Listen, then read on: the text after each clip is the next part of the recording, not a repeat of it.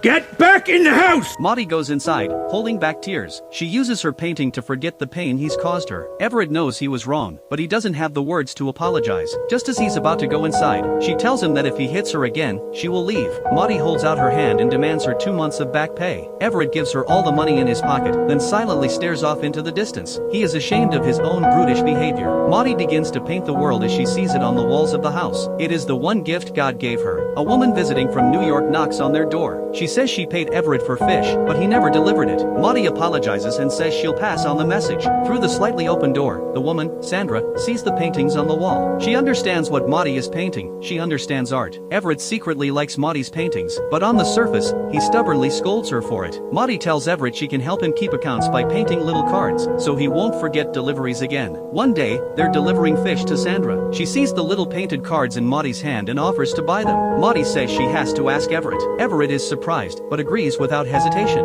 On the way home, Maudie is overjoyed. She can't believe her paintings can actually be sold. She starts spending more and more time painting spring flowers, summer trees, autumn wheat fields, and winter snow. Soon, Everett appears in her paintings, in a scene of him chopping wood. This man of pure physical labor has no understanding of art. The general store owner scoffs at the people who buy her art, saying his own young kids could paint better. Everett retorts, maybe they could, but they didn't. It's a clumsy defense, a little rough around the edges, but it's also incredibly sweet and romantic. Sandra comes to their house again. She picks up a painting, and Everett immediately decides for Maudie, $5. Maudie panics, saying that one isn't finished. Seeing her distress, Everett quickly gives the money back. After Sandra leaves, Everett mutters, can't believe someone's dumb enough to buy a painting, seemingly forgetting how he had just defended her art. And so, in his own unique way, he silently supports Maudie. He'll warn her not to slack off on her chores, then pick up the broom and start sweeping himself. And Maudie, in turn, will sign his name on her paintings. One day, Everett awkwardly hugs Maudie. Maudie sets a boundary. They can only be intimate if they're married.